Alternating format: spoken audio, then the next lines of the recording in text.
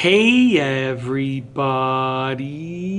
I'm here today to tell you and show you how to weight lift without back pain. This will be an easy tutorial, so let's get right into the video. If you are weightlifting and it causes you back pain, there are some things that you can do to continue lifting while avoiding that back pain. First and foremost, if you're experiencing back pain when lifting, take a break. Take a few days off, let your back recover. But when you get back to the gym, you want to follow these 4 simple steps that will allow you to continue lifting while hopefully minimizing the back pain that you encounter. Because if someone has back pain, it's going to cause them to not want to lift weights, which will cause their back pain to probably be worse in the long run, because lifting weights will keep you healthy, it will keep your back strong, and it will eliminate back pain in the long run. Okay, so number 1 is posture. You want to have proper posture. If you're lifting weights and you're hunched over like this, it's going to be a problem. Okay, you need to have proper posture. So keep your back nice and straight, stand up nice and tall, and make sure that you're not on one angle or the other. Sometimes when we're lifting, we tend to tilt to one side or the other. You want to stay neutral. You want a neutral back position, okay? Stand up straight, proper posture, neutral back position. That's the first thing, okay? It's 3 things in one, really, but it's really the first thing to get your proper posture.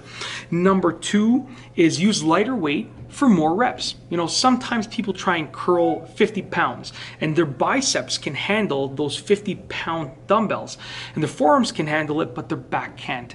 So what I recommend is that even if your muscle groups that you're targeting can handle that weight, if your back is causing you trouble or pain, then lower the weight and increase the reps. Instead of doing 50-pound dumbbells, curling 50-pound dumbbells for 10 reps, instead do 30-pound dumbbells for 20 reps. So lower your weight, but increase your repetitions. You're still going to build muscle. You're still going to get muscle tone. It's still going to be great. However, you're going to be helping out your back and strengthening your back in the meantime. And eventually you might be able to increase the weight once your back is a bit stronger and healed up. Okay. Number 3, do seated exercises. Sometimes your back just can't handle the weight.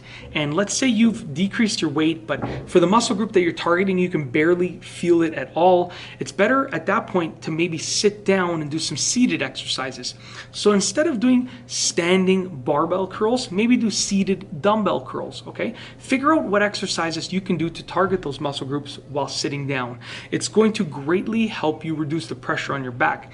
And when you're sitting down, you're still working your core muscles when you're working out, even when you're seated. So you're still going to be strengthening your back, which is great because in the long run, you can probably work your way up, hopefully again, to standing exercises. Last but not least, it goes hand in hand with the last thing that I said about the core muscles. It's number 4, which is to strengthen your core muscles.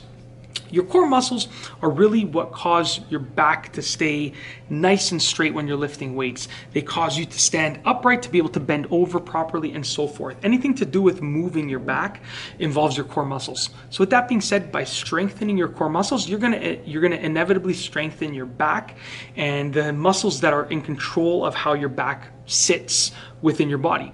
So by strengthening those muscles, by doing core movements that are key factors to your core muscles, you're going to help yourself in the long run. So start very, very light with those core exercises and then start working your way to some heavier weights, slightly heavier weights, but start very, very light. If you experience back pain and you're doing core movements, core exercises for your core muscles, start extremely light and then kind of work your way up as you feel you can do it, as you feel you can handle it. That's it. That is how to weight lift without back pain. If you experience back pain, doesn't mean that you can't lift weights. Take a break for a few days until your back heals up and then try it again with lighter weights using these sort of accommodations and thoughts when you're at the gym. And hopefully in the long run, you're not going to have any back pain once you strengthen those muscles and you learn how to lift weights properly to avoid back pain. That's it. If you like this video, please be sure to give it a thumbs up. Let me know what you think down below as a comment. And of course, be sure to subscribe for more great videos just like this one.